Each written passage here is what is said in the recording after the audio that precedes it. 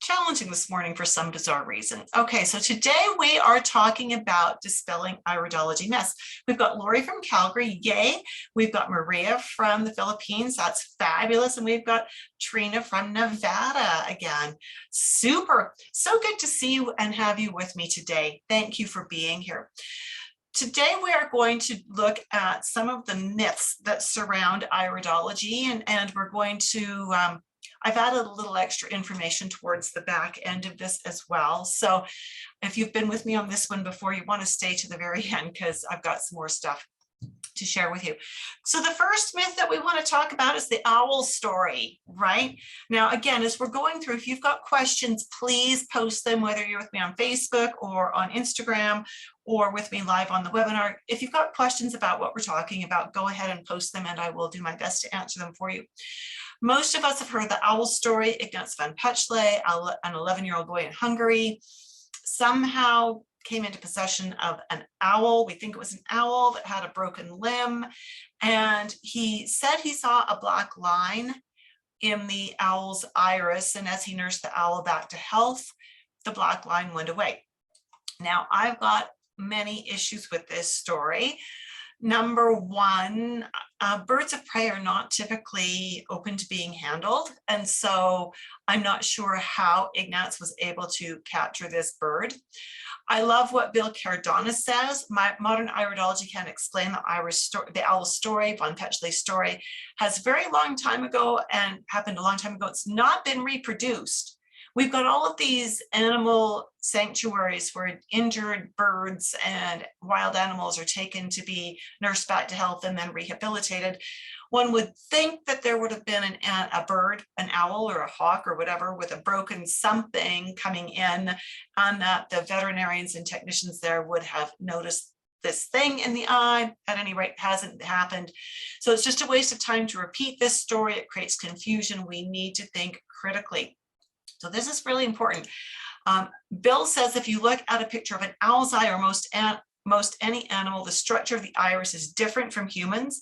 There's no anterior stroma, just smooth posterior leaf without individual strands of fiber. So it's structurally impossible to have this kind of an event anyway. So that's the first myth that we want to just kick out of the circle here, get rid of it. It needs to not be circulating. As we go into this, I want you to understand where I'm coming from. I'm an iridologist with over 4 decades worth of experience. We've got lots of people waving at us in Instagram. That's lovely. Thank you for being there. I've got over 4 decades of experience as a herbalist, as a nutrition coach, and as an iridology instructor. I am currently one of only 5 level 3 instructors through the International Iridology Practitioners Association. This is a new level that was added last year, and I am one of the first people to hop on, do the training, and get the certification to be there. I've written many books about health, self-published and self-distributed, all of them ranging from pregnancy to herbal to lots of different things, biokinesiology and color therapy. I've taught many different kinds of courses, designed and taught, integrating herbs, nutrition, holistic health, lots of different things, and including iridology. And I am a member of several professional organizations where it's not just sign up and join, it's prove your credentials. And if you've got the right credentials, you get to join. And so I've got the background and I've got the experience. I've studied several different styles of iridology with no fewer than 8 different instructors and have thought critically about iridology and have really thrown out things that I've proven for myself don't work, and that the constitutional style of iridology agrees with me. So let's start with this first one. For those of you who are with me on Instagram, I'm going to move my camera closer so you get a better image here. You will hear people on different social media saying we can monitor your progress and see changes in your irides. Can we really? In the iris itself. Now, I want you to look closely at these pictures. These are from the same person, taken approximately 23 years apart. And I'll back up for Instagram so you can see the whole thing here. So the one from when this was when he was younger, this is my husband, pupil is larger, but notice we also have a different camera here. We've got a different light, which means a different light color and a different light source, and even different cameras, which is going to change the appearance of the color. And I want you to notice that when he was younger, we have no pigment showing up here in what we would call zone 3. In the newer photo, the more recent photo, we've got pigment sitting here in zone 3. So what we know about pigment is that we don't cleanse pigment out. We've got a good diet. I kind of nag my husband a little to eat better, to eat more the way I do, to take supplements, things like that. And he's great with taking supplements, not quite as good at hanging on to the dietary work I want him to do, but that's okay. I love him anyways. What this is showing us is that pigment accumulates with time. Pigment does not accumulate as the result of toxic exposures. This is not that he was exposed to something that's going to put this very dark magenta kind of pigment in his eye. This is more that his body is saying, as this pigment is surfacing, it's telling us what the genetic changes in his chemistry are. And so the color of the pigment tells us what organ is leading those changes. And the placement of the pigment tells us which organs are going to struggle more because of those changes. Does that make sense? So I could cleanse him until he is blue in the face. And it is absolutely not going to take this pigment or these pigments out. Now, you may be looking and saying, well, that pigment looks lighter in the newer photo. He must have done some cleansing. And really, it's not that at all. It's that the light on the image on the left was an incandescent flash, which means it was yellowish. The one on the right is an LED flash, which means it's bluish. And that is going to alter the color perception here. Okay, and so we've got to consider that. We also need to consider the placement of the light, because moving the light around to a different location on the eye is going to make different features look more prominent, and it's going to soften other features. Does that make sense? Does it make sense that some things will build? The irides, again, are genetically determined.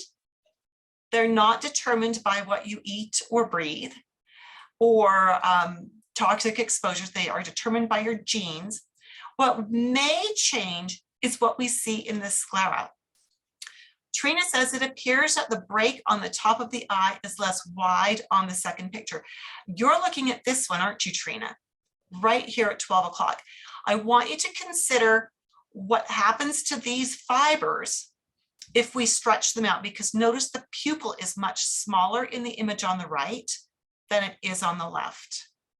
And you're absolutely right to be focusing on this. When I first learned iridology, we would have said this person had healed because this opening is smaller on the newer picture.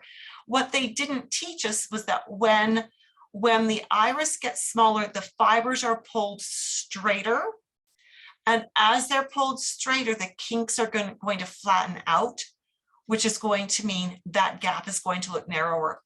If I was to take him right now and use this camera on the exact same settings and reshoot his picture, it would probably pull the pupil down to the same size and we would see this get narrower. I say probably because the pupillary response to light is an adaptive thing, and depending on his resilience level today will determine how well his eyes adapt to the stress of this light, right? Then if I turned this off and took another picture without the stress of this light, his pupil would be larger and we would see that that gap would open up again. Does that make sense? That this is a response not to healing, but to the amount of light and the size of the pupil? Does that make sense? Is that working for you here, Trina? Yeah, and Peggy says yes. Peggy's a graduate of my course. She has to say yes. I'm just kidding. She's a graduate. She's a very good iridologist. And Trina's saying it makes sense too. What I want you to look at though is the capillaries. The capillaries have changed. The sclera is what changes. The sclera is very dynamic. So 42 years ago, he had a, or not 42 years ago, 20 odd years ago, he had a very prominent capillary here. And I call this the Harry Potter vessel. If you're familiar with the Harry Potter scar, very, very light by comparison. More recently, this capillary has eased up, but the Harry Potter vessel is much thicker. This gives us dynamics. This tells us where the hot spots are right now in his body. So we want to use those capillaries to be talking about what's changing. They don't necessarily tell us exactly what is happening. They just tell us something is changing. And when we know where those changes are happening, we can then dig deeper and look for symptoms in those areas. We can look for clues in the iris that would explain what the genetic predisposition is that could allow these changes to be happening. And then we can ask the right questions and look for the right symptoms. Talking about healing lines, when I first learned iridology 4 decades ago, we were taught that when healing happens, we will see new fibers form in an iris. Okay, we now know that is not true. So these are my eye photos. If you do iridology, you can figure out where my strengths and weaknesses are. And so my students know this well. We've looked at these pictures many times. In 2017, this is what my eyes looked like. Now you'll notice we've got the same camera. Down here, we have different settings, and we know that because it's bleached out. This is 2017. I want you to look right at this area right here. If we're using the Ellentart-Jensen map, this would be the arm area. Notice we've got lots of little white fibers here radiating outwards. Well, in March of 2019, I want to say it was about March 12th or 13th, I fell on some ice. I broke my wrist in 2 places, ended up in surgery that day to have two metal plates installed on my wrist. March 19th, I had recovered enough from the anesthetic to actually think clearly, and I took photos of my eyes. Look at what you see here. It is exactly the same. It's not showing a black line for a broken bone or a black line for a surgical trauma. It's not showing extra white lines forming in here. Those are exactly the same. The pupil size is remarkably close. Actually, it's probably the same size. This iris is a little bit smaller than the first one. So even the pupil size is the same. That's pretty remarkable considering, you know, the drugs they use for a 3-hour surgery, right? And so that's all fine and dandy. Then in May, like 10 weeks later, I slipped on some stairs and I broke the elbow part of my bone, the olecranon, off the same arm, and ended up in surgery to install wires and pins. And so this is about a week later. It was actually Mother's Day. Happy Mother's Day when I did that. And again, camera was on different settings, which is why the color is different here. And that's a really important thing to note because the camera itself changes the appearance. But notice looking at the arm area, again, using the Ellentart-Jensen map, no extra fibers, no black lines. So this is the 3rd surgery, because this one was 2 incisions, 2 plates. This is a 3rd incision, wires and hardware. A few weeks later, well, a couple months later, it looks exactly the same. Healing lines, no, they don't happen, not at all. Fortunately, my arm is healed beautifully. I have a remarkable physiotherapist. Toxins, can you cleanse them out? Now, we looked at this one earlier. This is my husband's eyes. And when we look at something that Harry Wolff, who is one of the fellows who brought constitutional iridology to North America, said, in fact, it's bogus and a dogma only found in some holdouts from Lindlar, Kritzer, Jensen schools of thought. The notion that certain metals, minerals, toxins routinely show up as diagnostic indicators in the iris has long been refuted and proven unreliable. There is no evidence to support the notion that heavy metal toxicity is measurable in the iris. Likewise, drugs, candida, etc. Remember, these pigment spots surface over time as the iris and as the body mature. Now, we can all agree that a newborn baby's body is not mature at birth, correct? Correct? We know their immune system is not mature. We know their digestive tract is not mature. We know their nervous system is not mature, and that their body continues to mature with time. Well, guess what, soup fans? Just because you're over 20 years old doesn't mean your body is fully mature. It is going to continue to mature, quote unquote, age.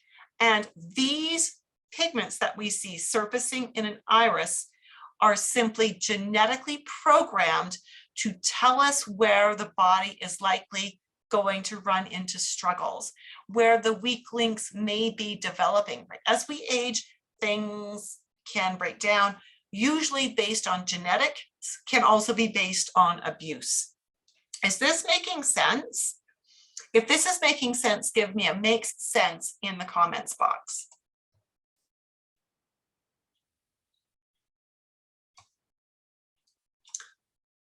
All right, can you make lacunae disappear with cleansing?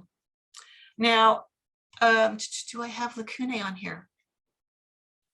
Oh yeah, okay, so this is, there we go. What we were looking at, again, this is the same eye, taken with the same camera, but two different lighting setups. Okay, so Trina's saying the audio kicked out for just a moment. So I'm hoping you've got the audio back and that it's working well. And hopefully it gets captured on the recording if you need that. So we've got two different illuminators, same camera, but different lighting setups. And you can recognize the different lighting setup by the different shape of the eye, slightly different colors, tones to the skin, even to the eyes. And you'll notice that I didn't blow this one up quite as large. So that's, we just need to recognize that there are different technical qualities here, right? We need to really pay attention to that. Most iridologists online do not pay attention to technical differences. Now look at the image here on the right first. We're looking at the lacunae right here inside the collarette. This is going right back to what Trina was asking earlier. We can see that these lacunae are quite large. Notice, however, when we use a brighter light, the pupil is smaller. It has lengthened out the fibers. As it stretches those fibers out, those lacunae look narrower. Now, I was originally taught that that meant healing had happened. Again, there was no accounting for the fact that different cameras, different lighting had occurred, or pupil size, right? This really boils down to pupil size. And so when we're looking for things like this, we need to compare that pupil size. So for those of you who are with me on Instagram, let's pull back and you can see how radically different the pupils are. When the pupils are large, the iris fibers get compressed into a shorter space, which means that these fibers have to buckle. They don't telescope, they buckle. And as they buckle, they're going to have more crinkles, right? As we use stronger lighting and the pupils get smaller, the fibers stretch out, they straighten out. That's going to make the gaps look narrower. That is such an important principle that a lot of old school iridologists do not teach. I don't even know if they understand it. Can we see parasites? We used to think ages ago that these black lines meant the presence of parasites, and that as you got rid of parasites, these black lines would go away. We now know that is totally wrong. Harry Wolf again says that American sources from the turn of the 20th century are very unreliable, repetitive, and very misleading, with silly and debunked notions like drug spots, psoriatic itch spots, healing lines, parasite lines, and brown eyes turn blue with detox. Right, so as we look at this, these are genetic markings. They teach us about the organ through whose reaction field they go. They also teach us about the nervous system. They don't mean parasites. They can increase a person's risk of attracting and holding on to parasites, but it is not a guarantee that this person has parasites now. So there's a lot of questions we would need to ask this client. And we need to get the right answers to assess whether they have parasites or not. And then we could do a parasite cleanse with them. But that is not going to get rid of these lines. It is simply going to get rid of the parasites. Remember, this is genetic programming. This is how this person's body was put together genetically. All right. Now, a question that was sent in to me is looking at iris charts. And the question was, which iridology chart is correct? Now, that's going to depend on what style of iridology you do. And it's not so much that one is more correct than the others, it's that they serve different purposes. In constitutional iridology, we are focusing on the constitution of the body, how the body functions and how it's built. We are not really interested in learning about things that are not going to have a relationship to how the body works. So for example, on my photos with the broken arm, you will notice that on the constitutional map, there's no area for the arm, because breaking my arm didn't change my genetic structure. It didn't change how my body functions overall. It did for a while I was in a cast and then after when I was doing physio, but my arm didn't change my heart function. It didn't change my kidney function. It really had no impact. If we cut off my arm, my life would be different, but it wouldn't change how the rest of my body works. When we're doing constitutional iridology, we focus on how the body works. What impact does each organ have on each other impact? And so for that, we need to use a constitutional map. We don't want to get bogged down in a map that talks about, you know, the left knee and the right arm and those kinds of things, right? We really want to focus on what is going to have an impact on how the body functions. And so for constitutional iridology, a constitutional map is the correct one to use. All right. Now, if you would like to get a copy of this map as a free download, for those of you who are with me live on the webinar, there you go. I just pasted a link. You can grab it right there. For those of you who are not with me live on the webinar, I'm going to give you the URL slowly. The URL is iridology.education/about-iridology. And what you will see is at the right-hand side of that page, there is a little box that allows you to opt in to receive an email where you can download this iridology map.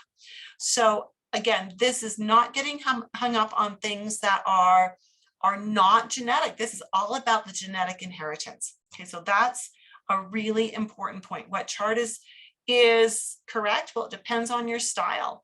If you're using the older styles of iridology, then the older maps subdivide the body into little pieces that you can't possibly find a solution for. Like, I don't have a herb that works on the arm, right? But I do have herbs that work on the kidneys, right? Does that make sense? I have herbs that work on bones, and when you look at this map, there is a bone zone that comes all the way around in the eye, and that's all explained in the bottom. And so really choose the map for the style you're doing. Is brown pigment in a blue eye an indication of inflammation? No, absolutely not. We kind of touched on this earlier when we talked about you can't cleanse pigment out. Pigment is not acquired because of toxic exposures, right? The pigment color tells us which organ wants to be out of balance. The pigment placement tells us which organ is going to suffer for it or is likely going to suffer for it. Now, if this person is actually doing all the right things to support this organ, there may be no distress anywhere else in the body because of it. This is simply telling us which organ wants to be out of balance, not that it is out of balance. Now, if this person was doing what I affectionately call the Twinkies and Coca-Cola diet, there are probably imbalances in each of these organ reaction fields, right?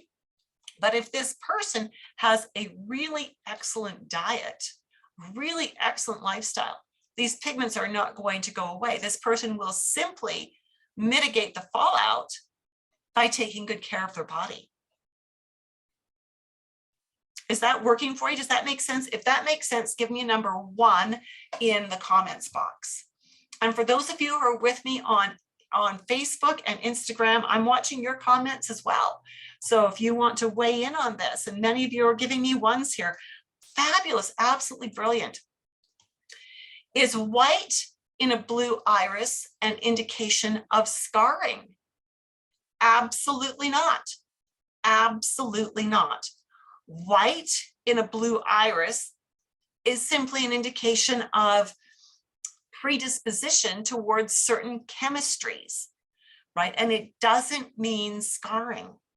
And so again, we have to understand with this, we have to ask the questions.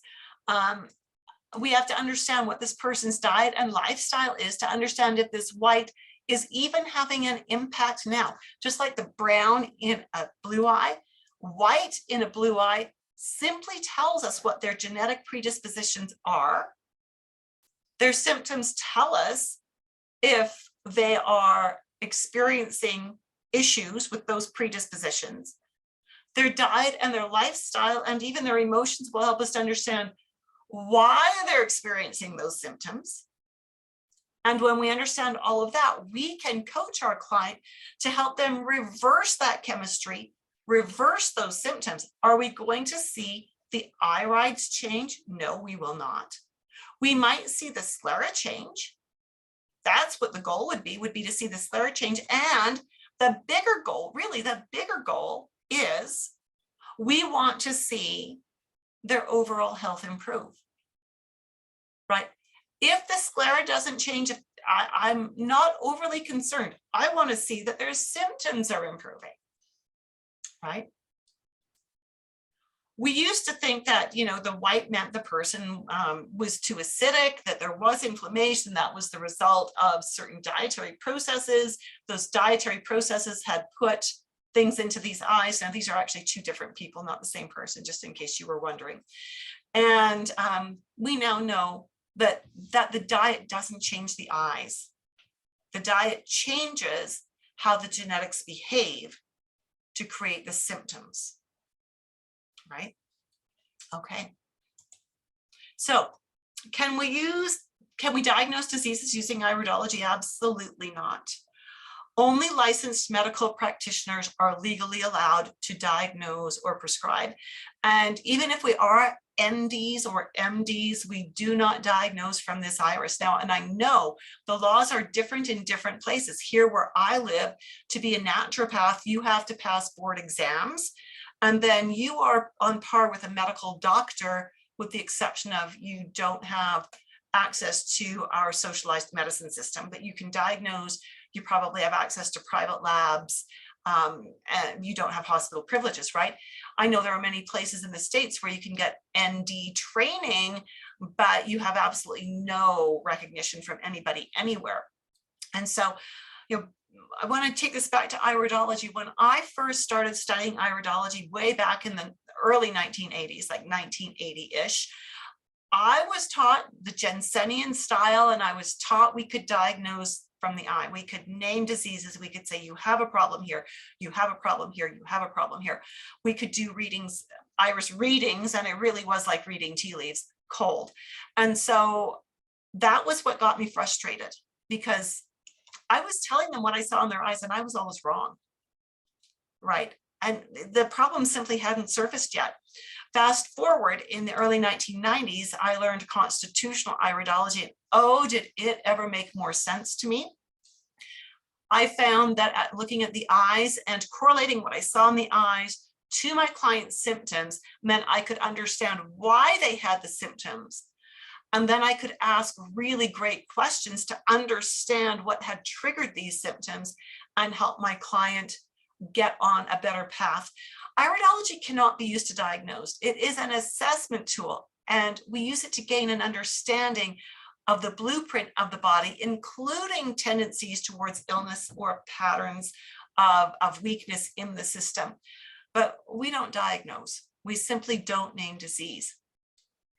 For the past several years, I've been teaching this art of iridology, of constitutional iridology, to holistic professionals. And so the next go round of the course is starting on October 12th, getting super excited for that. So I'm just going to give you like 30 seconds of information about the course because you didn't sign up for a commercial today. In the course, we want to ask things, in the course, we answer questions and we really solve issues. But I want to first off talk about these things. How long does it take to learn iridology? Well, my course is 20 weeks long. We meet for 2.25 hours once a week for 20 weeks, live webinars. And I do it that way specifically because there is so much to learn. Anyone who says you can learn iridology in a weekend or from a textbook is learning it at a very surface level. They're not learning it at a practitioner level. And so we meet once a week so that you learn content, you go, you practice it, you bring back questions, and we build on it. Peggy says, well worth it. Thank you, Peggy. I appreciate that. And then after you finish the course, are you finished learning iridology? Heavens no. The amount there is to learn even beyond the course, because the course is what IPA calls the core curriculum, or level 1, level 2, to become certified. You're prepared to certify, you're prepared to sit for the certification exam after you've completed the course and done some practical work. But then there's a level 3 now, and there's more research being done. So you probably will never be done learning iridology. Can you earn a living with iridology? It depends on what you're doing with it. And I'm really being honest with that. If you learn iridology and you have nothing else with you, no modalities, you don't know herbology, you don't know nutrition, you don't know homeopathy, you don't know aromatherapy, you don't know flower essences, you've got none of that, you just have iridology, then no, you cannot make a living with this. In order to do iridology well, you need a modality. Because you're looking at a person's eyes and you're understanding why they've got the symptoms they've got. Now you need to teach them how to work with that to improve their health. That's a modality. I found a course that is taught from books and videos. Good, right? Yeah, if you want to learn it at a surface level, absolutely. Most people learn better in a setting where they can actually practice and ask questions, right? And so if you want surface information, an inexpensive course where you learn it just from books and videos, absolutely go for it.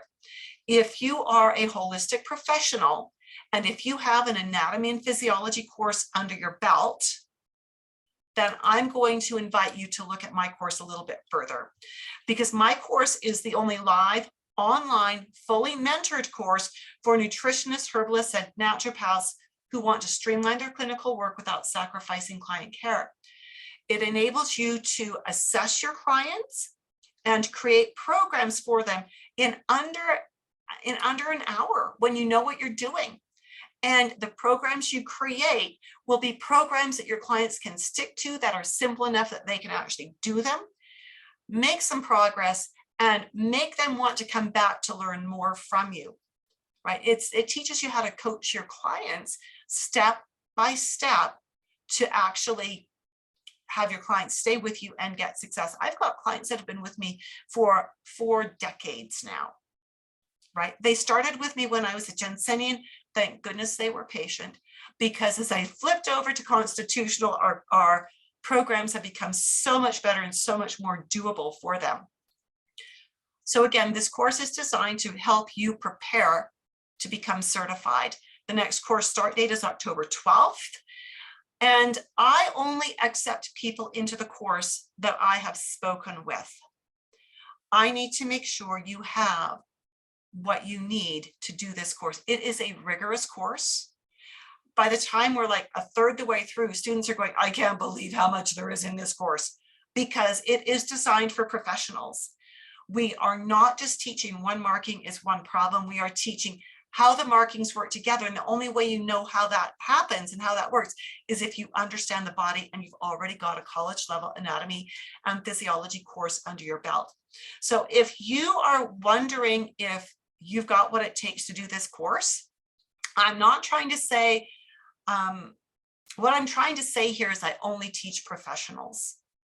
I'm not teaching people who want this for personal use. I'm not teaching people who want this as a hobby or as a party game, because I like to go deep with my students. So if that's what you want, and you've got that A and P under your belt, then I invite you to schedule a Zoom video call with me. Peggy says, Judith is hands-on, and not only that, she has eternally well, she's still alive in business. Okay, I'm not understanding the grammar here, but I think she's saying that I've been around for a while, and the fact that I'm still in business is a good thing, and that I support my students. And so at the end, she says, it's a bonus to meet others from all over the world who have other modalities that can help you. I highly recommend it. Love it. Thank you so much, Peggy. That is brilliant. So again, if you are interested in chatting with me, and this is not, this doesn't start out as a sales call. It starts out as truly an insight call to see if this is a good fit for you. And if it is, then in the scope of that call, if it is a good fit, I will invite you to enroll. If it's not a good fit, I'll give you some ideas of what else you should do first. But if it is a good fit, I will absolutely invite you to enroll and to get started with us in the program. Alrighty, that is, oops, just a moment. What else? Okay, so if you're ready, this is what one of my other graduates says. Mike Knapp, he's a naturopath in Arizona, where they are considered to be first-line medical care. Peggy is clarifying as well. She says, I support you eternally. And yeah, once you finish the course, you still have support from me. Mike Knapp says, I asked him why did he enroll in the program. He said, the interactive online platform with an experienced teacher and practitioner. You said the fundamentals of iridology could be learned in this format, and that's what was delivered, plus a lot more on how to integrate it directly into current practice. I'm very happy with the training, so thank you. So I love that, love that. So this is my invitation to you again. If you're a health professional, or if you are in school to become that, or if you have a college level anatomy and physiology course under your belt, and you are wanting to go more into the holistic world, then reach out to me. Let's have you schedule a call. Let's have a chat. So massage therapists, yes. RNs, yes. Naturopaths, MDs, chiropractors, herbalists, nutrition coaches, aromatherapists, reflexologists. Again, if you've got that college level anatomy and physiology, then I want to talk to you. Okay, so we're here to talk about your strengths and how that will integrate. Does what you know, can it integrate well with iridology to make a successful business for you? Okay, so there we go. That is where we want to leave it for today. Anyone have any questions? We have Charisse from Costa Rica with us on Facebook. That was grand. Thank you for being there with us, Charisse. Anybody else have any questions? Any other comments? In case you haven't sorted this out yet, but I'm sure you have, the reason I do these free webinars is number one, to expose you to current iridology, and number two, to begin underscoring that my goal in teaching iridology is your success as a practitioner, right? If you've learned iridology and you have not been able to integrate it to enhance your practice, if it's taking you hours to create an iridology report, hours that you're not getting paid for, then we need to chat, because that's not successful, right? Successful is helping people, and it's all about working with your client success, because when your clients are successful, you will be successful. If you accept us, what is the approximate cost of the class? And that is one of the things we talk about in the call. And we only talk about that if it looks like this is a good fit for you, right? You need to know what you're getting in the course and the support you'll be getting, because you're probably looking at other iridology courses as well. And you need to know how these courses compare in order to decide if there is good value here for you, right? Peggy graduated from the course years ago, a couple of years ago now, and she still is actively involved in the support platforms that we have, right? And so the support continues on. So that's one of the key differences between how I teach and how other teachers teach. I would love for you, if you've got that A and P under your belt, Annette, I would love to have a chat with you. With that, my friends, I need to get ready for my 12 o'clock class. I look forward to speaking with you soon, at the very least seeing you next Thursday. But I'd love to have calls with any of you who fit the bill and who want to learn iridology or upgrade your skills or learn how to use iridology more effectively. Let's get on a call. I look forward to see you soon and talking with you soon. And you are most welcome. Have a fantastic day. We'll talk to you soon. Bye for now.